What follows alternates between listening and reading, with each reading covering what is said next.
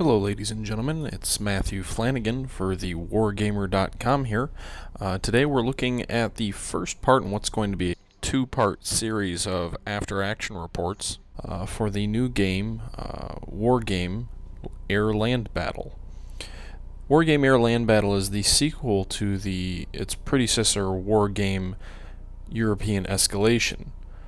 The game focuses on a hypothetical World War III in Europe during the mid-1980s. The original European escalation took place between 1981 and 85.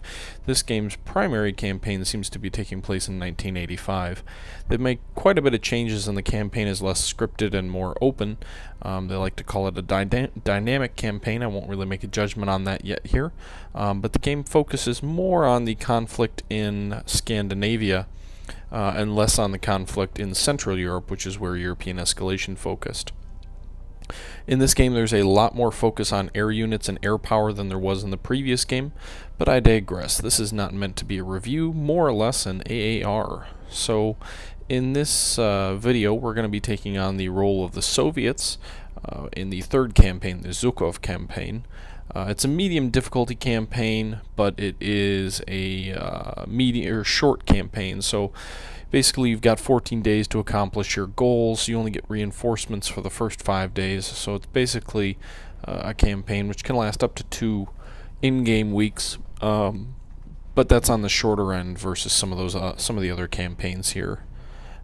Like I said, I'm taking on the role of the Soviets here, and let's go ahead and get into it. Alright, here we have the campaign map. In this campaign, as the Russians, you start off in northern Sweden and northern Norway, and your goal is to capture Stavanger, the southwesternmost province of Norway, and also Stockholm, the capital of Sweden. So here you can see Russia's already made or the PAC nations have made some serious progress, and I'm going to be moving my units closer toward the front so I can initiate my offensive. You can only move 1 hex per day. As you can see, there's a hex-based map. This is going to be for the operational level part of the game. So there's an operational point where you tell your units where to move, and then there's a combat phase. But this is the operational level, so I'm going to move my units into place here. Those are the starting units. One other thing you can do is you can use some political points, I believe they're called, to either call in certain types of strikes or call in reinforcements to get yourself more units.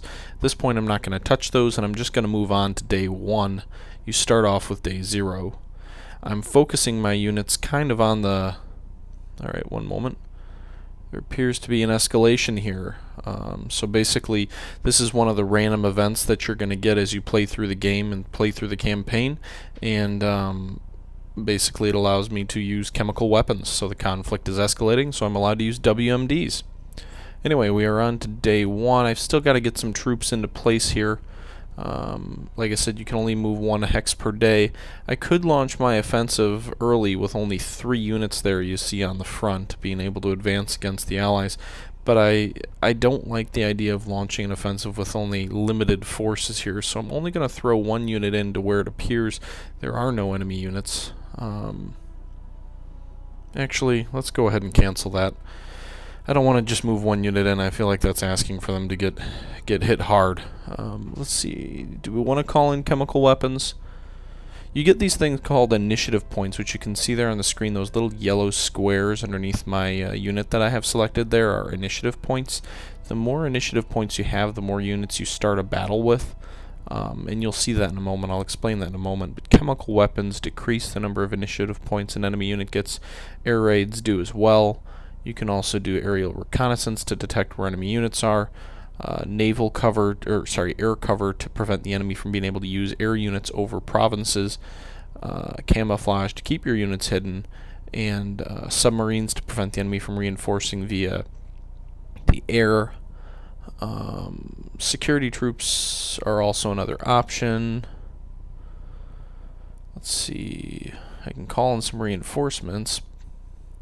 There's a sea mobile brigade or regiment that I can call in. It allows me to call them in along the Gulf or along the Baltic coast. You can see they're kind of down there below. Could also call in a motorized regiment, but we're going to skip that for now. Let's just go ahead and move on to day 2. Like I said, I don't want to launch too many units forward without all of my units being ready. I kind of want to onslaught them. Okay, so there's some unrest in Czechoslovakia. That type of thing could potentially impact my reinforcements, so it's something to keep an eye on. Meanwhile, I've bombed those 2 provinces.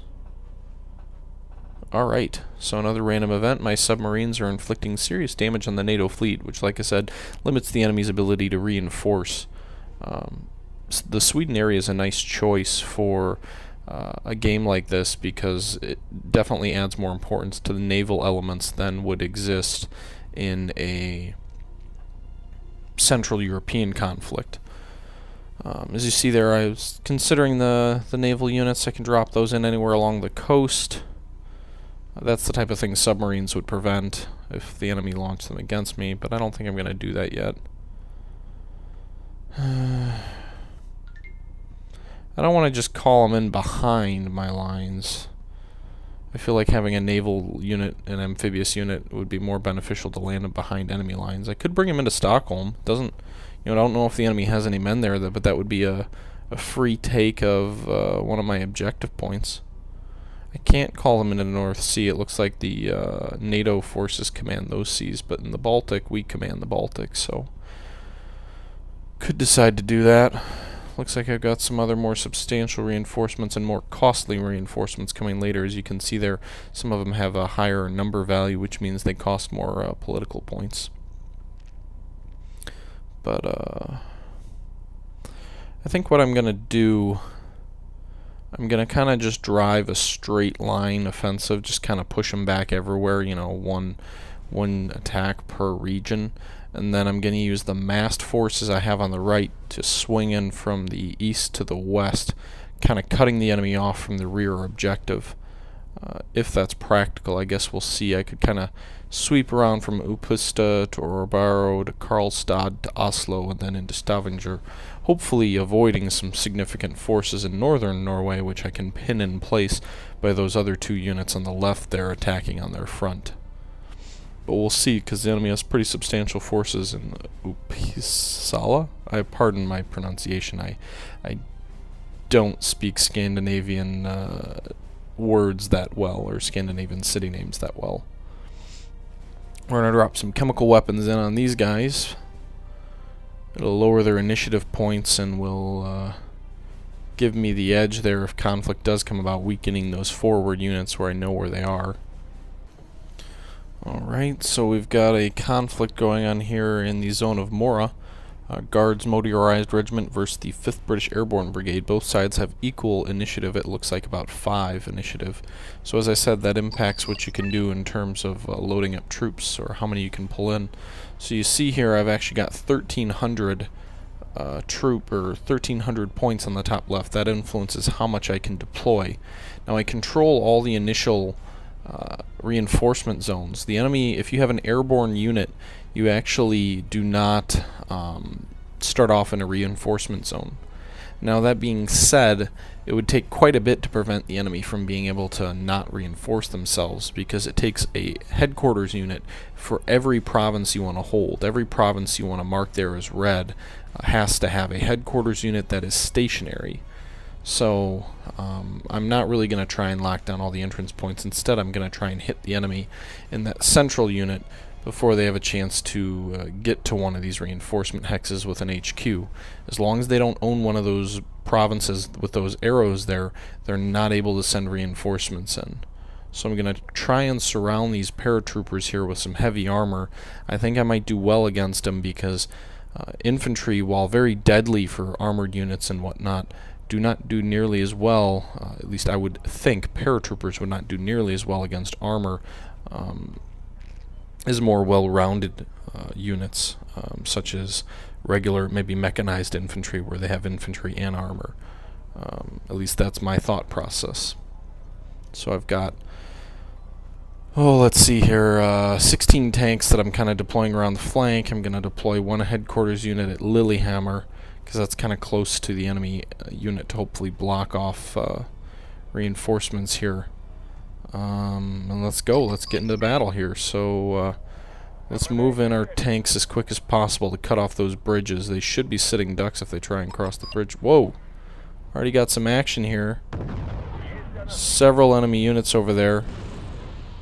Alright, my tanks are already engaged. As you can see here, the graphics on this are pretty nice. It's definitely not a slouch of a picture there.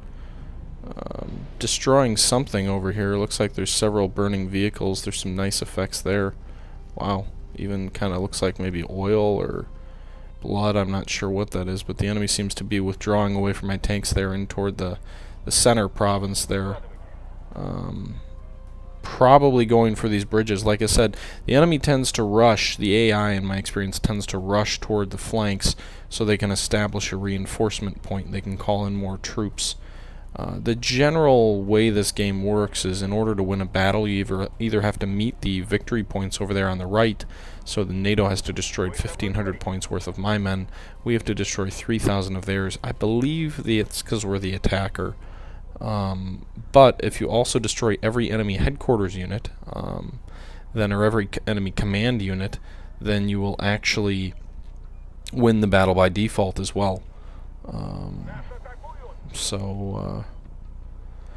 got these tanks near the bridge. The enemy has a fire base there. You can see fire bases are basically resupply points. Your units have limited supply and ammo. You can see down there on the bottom of the screen. That number that's decreasing under the 5,000 is the fuel status. To the right you see the main gun, the 2A64M, and then the machine guns. So there's obviously fog of war here. I can't see all the enemy units. Now you can also see a clock counting down over there from 20 is what it started at. You actually have a 20-minute time limit in this game for single player scenarios. Hopefully we're kind of butchering the enemy, kind of keeping them pinned.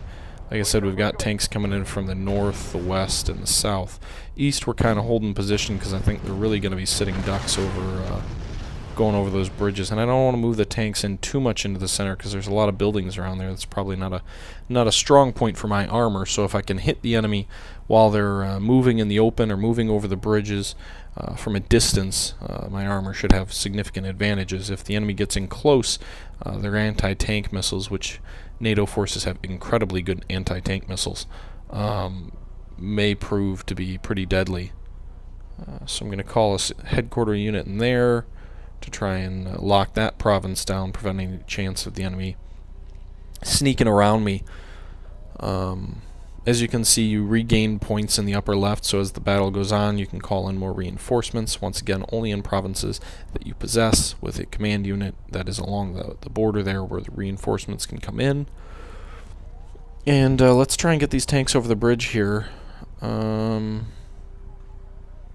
Yeah, we can hopefully maybe close in on them. It doesn't look like the enemy's kind of going for the flanks. I don't know why. Usually they make a rush for the bridges.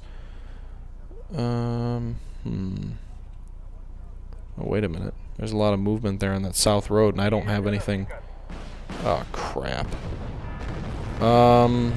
Yeah, they just wiped out that headquarters unit, and they're definitely making a move for that unit over there. If they get over to the flank, and their headquarters unit's moving now too, because you saw they lost control of the center province. That happens. If your headquarter unit is moving, you lose control of the province it's in. You have to have a stationary headquarters unit to maintain control of your province. Looks like they're making a rush, though, for that side. If I can maybe hit them when they're in the open and hit them while they're moving. Infantry is very good, as I said, against tanks, but when they're in their vehicles, they're pretty much sitting ducks. So, let's see if we can kind of rush them. Doesn't seem like the computer's doing the best job of deploying there. They're really just letting me pick them off in the open as they try and move around. See if we're going to rush down here, kind of cut them off with these T-72As. T-72BI is the best tank in this campaign for the Russians. They're still making a rush for it here. We've got about 15 minutes left. If you don't win a battle by the time the time runs out, but you also don't lose, then neither side retreats on that operational map. You actually just continue playing. The battle will continue the following day, so that's kind of how the game simulates multiple day battles. And you also will hold whatever provinces you held when the battle ended, although only, I believe, you don't maintain all your units, so you know, you might hold all these provinces, but if your unit's been battered enough in combat, you might not get enough starting points to hold down everything that you had when the battle ended. So it's not really a true carryover, which I think would be a little bit more interesting rather than having to redeploy every battle. But I digress here. Those tanks got lucky they made it through that urban area. The enemy was, like I said, trying to pull off to the right. The enemy's really kind of just hectic. They're going everywhere, and I'm not really... just kind of a shooting gallery at this point. Lost, I think, one combat vehicle or one command vehicle. That's the only thing I've lost. Alright. Calling in a tank up here on the north. The nice thing about headquarters units is you can actually call in headquarters units that have a valuable attack value. There are T-72 tanks, which are command vehicles, and you know, it's not as good as a squad of 4, but they're definitely not useless. They're not sitting ducks like that other headquarters unit I lost. Whoa, I just lost a tank here. Enemy, look at this. I'm advancing an armor unit through a small little part of a city or a village. The enemy has infantry deployed in the buildings. I'm driving right down the street. Just got mowed down by anti-tank fire. Lost a whole squad of tanks there. Yeah, that was me being stupid. So let's bring in some reinforcements here. I don't know where they are. I don't have any report of a headquarters unit. My goal really at this point is just to hunt down the enemy headquarters units. That's probably my best bet of winning this scenario. The odds of me getting 3,000 points in 20 minutes is pretty slim. As you can see there, we're almost halfway through and I'm only at 800. So destroying the enemy quickly is key, because if I can destroy that last command vehicle, then I can win the scenario here. I'm moving this tank north because that province turned green, which means, or blue, which means the enemy did have a command vehicle there. I don't have it in my line of sight. Alright, there it is. Enemy command vehicle. I don't know if it's the only one, but it's at least one of them. Moving south now. They're not moving north. Those other vehicles look like logistics vehicles. They're not in my line of sight, though. These buildings are blocking my cover. I've got these tanks coming in. He's really caught in a tough spot here as I move. I've got tanks on all sides of him.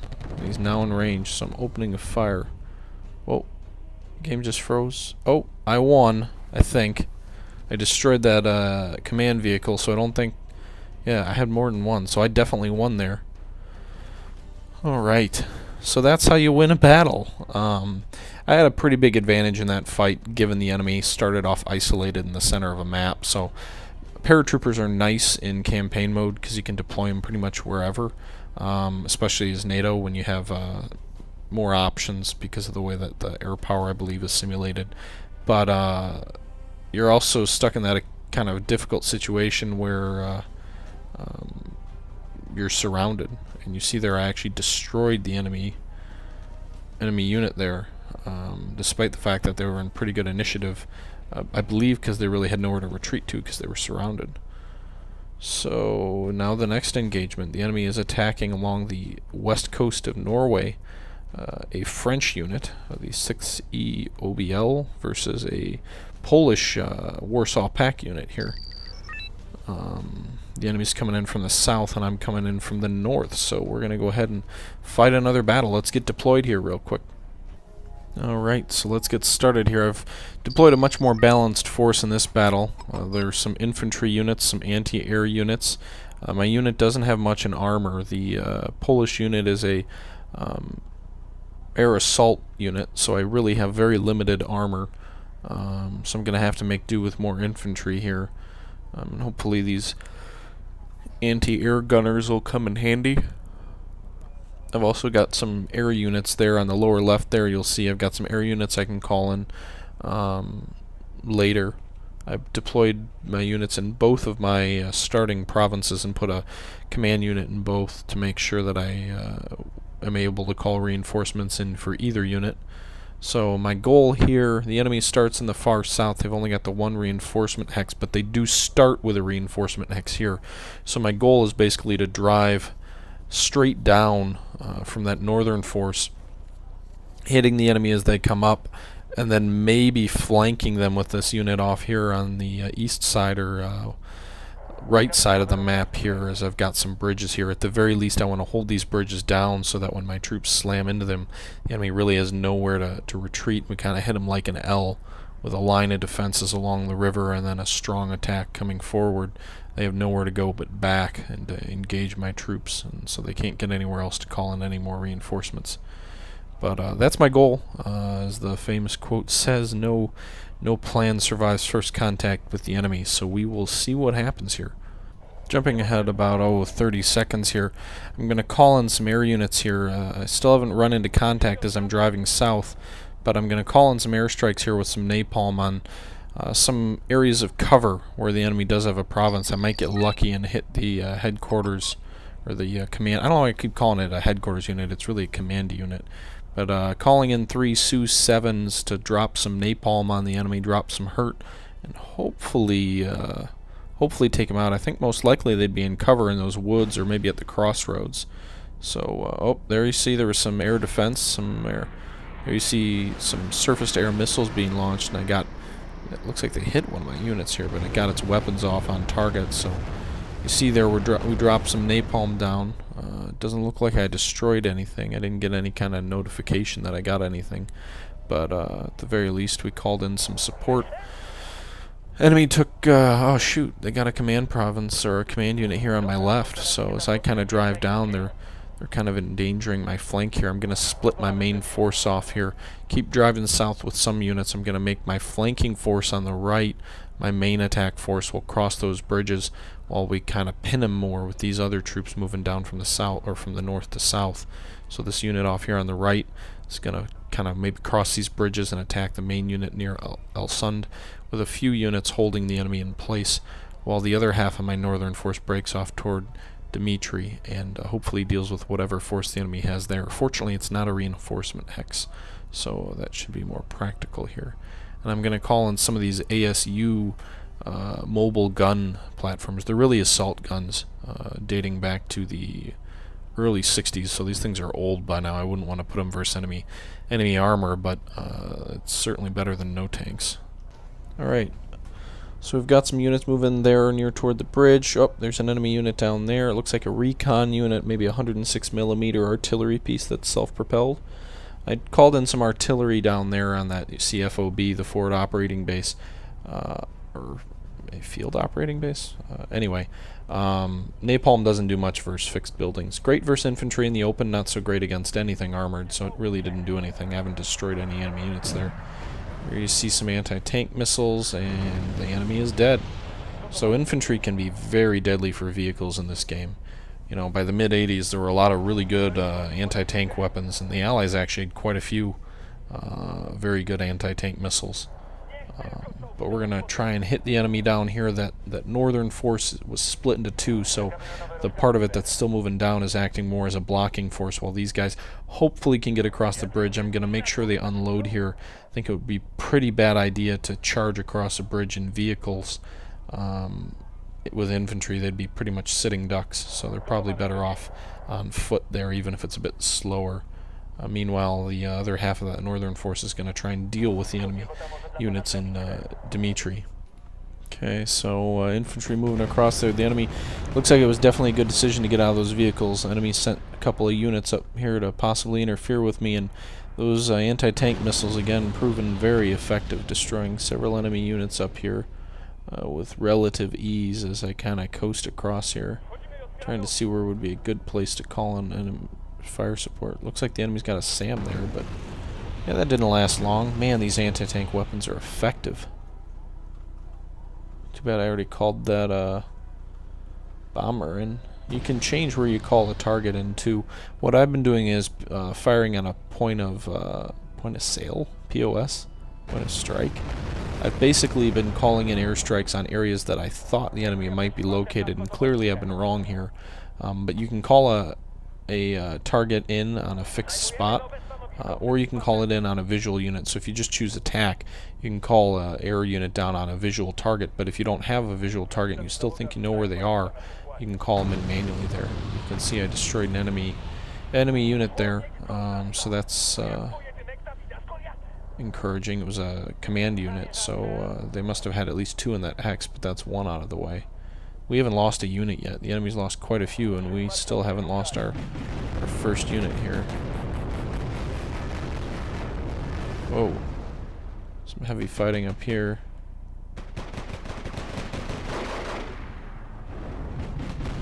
Destroyed another enemy unit here.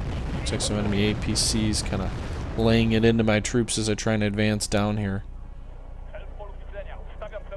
These guys don't have anti-tank weapons, I believe. I think they might have some RPGs, but no anti-tank missiles.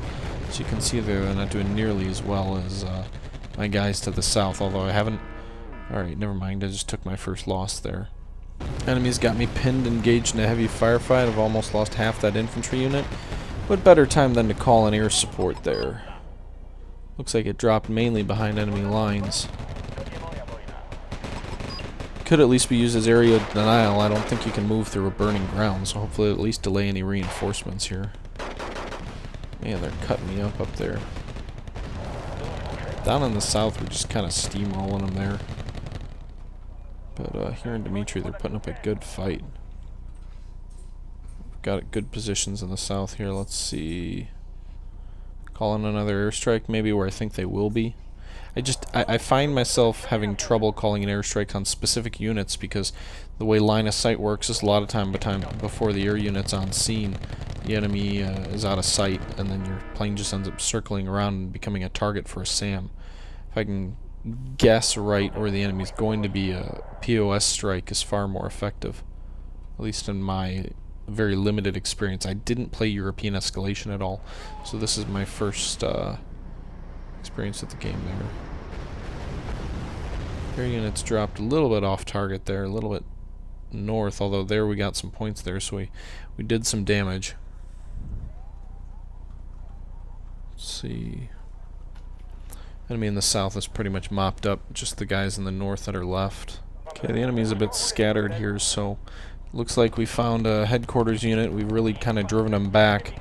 They're very scattered, very disorganized. We jumped a bit ahead, but you can see time's running out here, so I'm hoping this is the last headquarter unit, or despite me dominating the enemy this entire battle, they would be able to continue fighting here and get a fresh start. But there we go. Those anti-tank missiles went ahead and destroyed it, and I won yet another battle here. So here we go, another battle taking place in the center, right along the Swedish Norwegian border, a Polish naval assault division versus a Swedish unit. We've got full initiative points at 5, and they've only got 3, so it should give us an advantage in this battle. So we get set up here. So they control the majority of the entrance points here, though, so that's a little bit dangerous, but let's go ahead and get our guys set up here in this province. I think my initial goal is going to be kind of to drive on Mora and then maybe drive south. I like picking 2 directions to drive, and I do tend to go pretty armor heavy. I know versus a human opponent that would probably get me in a lot of trouble, but at least versus a computer opponent that seems to work alright.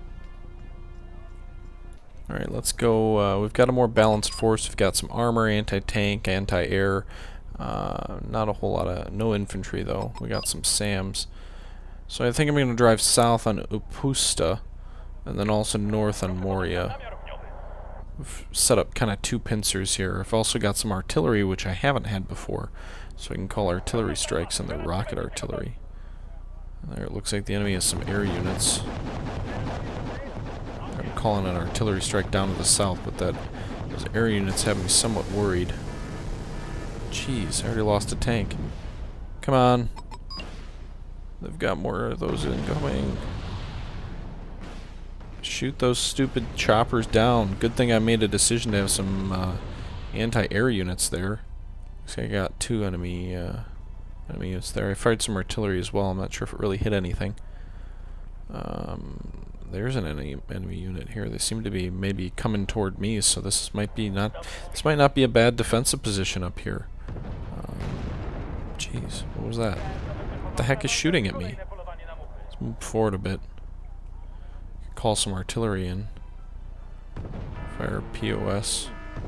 You get those little clacks and alarms when your units are hit and almost destroyed, or when they are destroyed. There you see some rocket artillery called in, just pounding that forest line, that small little wooded area. Goodness. Enemies called some air units in as well.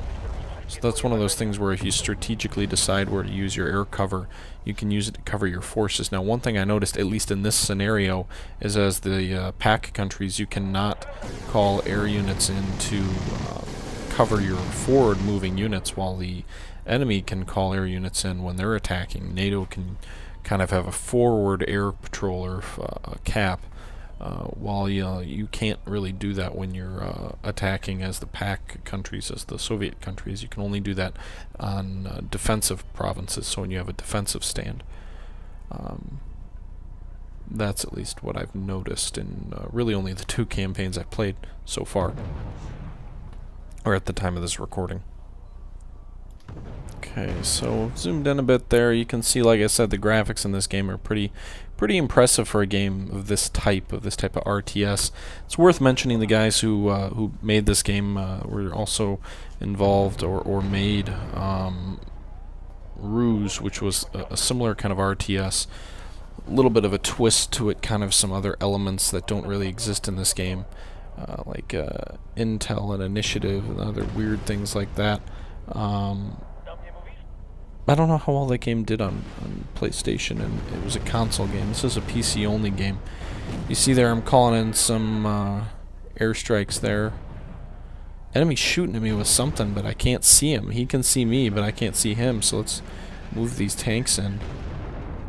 Maybe if we get a little bit closer, we can get some eyes on target.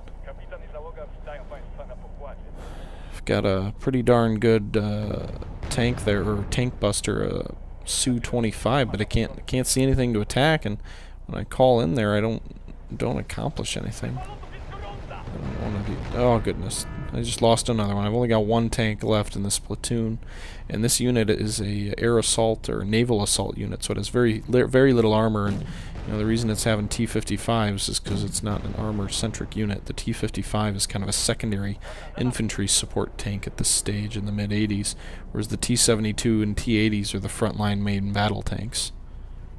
Well, there we go. I don't know what a Sturv 10 or 102R is.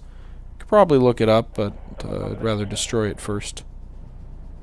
Looks like they're pulling out, maybe? I'm not sure. Looks like the enemy is moving in here.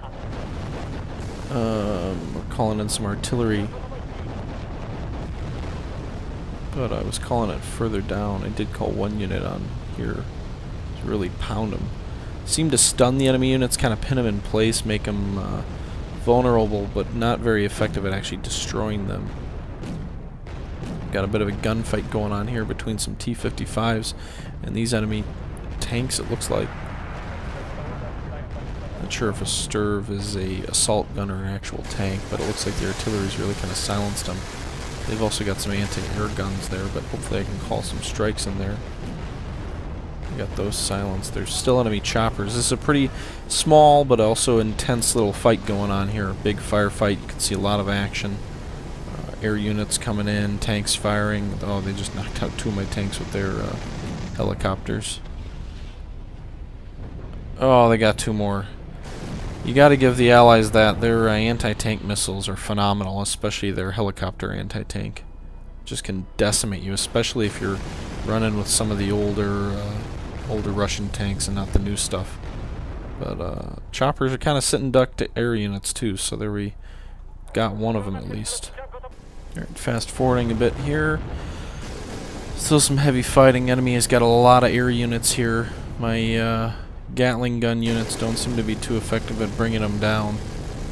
They're too quick, it seems. My SAMs have such a short range that the enemy's out of range before they can even lock on. So anti-air doesn't seem to be too effective so far, unfortunately. Come on. Now what am I losing? Losing some more units in the south. That's where the entire fight seems to be focused. Most of the enemy units seem to be air units at this point. Why don't I call in some more artillery? I really enjoy calling these artillery pieces in. They're like multiple rocket launchers, kind of like a... well, never mind. I can't even remember the name. Remind me of those rocket trucks, though, in World War II that the Russians had, that they just threw tons of rockets on the back. Not sure how effective they are. Like I said, they seem to do good shock to the enemy, but that's about it. But still, I mean, if the enemy's shocked and can't shoot back, you've got to gunfight one before you even get engaged in it. Let's advance down on them, hopefully crush them and end this battle. Alright. Enemy infantry there, just pounding them with artillery. And, let's see here. Stunned them, but it looks like the tanks did more of the actual destruction. Zoom in here a bit. Enemy armor, definitely. Single enemy tank. Just getting hammered by us. Seems like they can take a lot of hits, though. Granted, that's probably just to make the game more playable. They're trying to pull out now. My tanks moved down south on them. And got them. Nice. So you can see every once in a while also there's a little thing that pops up. Your units can gain experience from battle to battle. So even though you have to redeploy everything and call in new units, it gives you the opportunity to call in more experienced units. Brigades that you choose from on the operational map, regiments or whatnot, actually have a limited number of units too, so you might only have 30 tanks in a given unit, and if you lose 5 in one battle, it'll only have 25 in the next. And a lot of times the numbers they start out at, you know, you're not going to have 30 tanks deployed on a single field or a single engagement, but if the... oh, what just happened here? Huh. Looks like I won on points, not HQ destroyed. But if you, you know, lose enough units in one battle, then the next battle it has kind of a carryover effect. You might not succeed because your units will get destroyed. Alright, there's another engagement going on here north of Stockholm. So there is that element of a dynamic campaign here as you kind of see the number of units that I was talking about in those brigades set aside here. Having some pretty good success so far in this campaign. Driven them back several places. I'm driving down on Stockholm. I've kind of held the line. They actually launched an attack at me along the Norwegian coast, it looks like. Next battle is going to be taking place in the middle, it looks like, again. So we're going to get in here and let's go ahead and fight another battle here. The Guards motorized versus a Swedish unit. Alright, I skipped that battle. I actually lost it pretty badly, but only because the enemy rushed my spawn and my headquarters unit got destroyed so quick. I didn't see the point in kind of showing that really quick battle. But for the moment here, that's going to be the end of part 1 of this 2-part AAR, Wargamer.com, video AAR. So not something we've really done recently, not since Scourge of War, the Antietam anniversary special. So hopefully that was enjoyable to watch, to listen to. I'm going to delve a little bit more into the historical side of things in the future videos. This was more of kind of also initial impressions of this game. But until you check out the next video, this is Matthew Flanigan for Wargamer.com, signing off.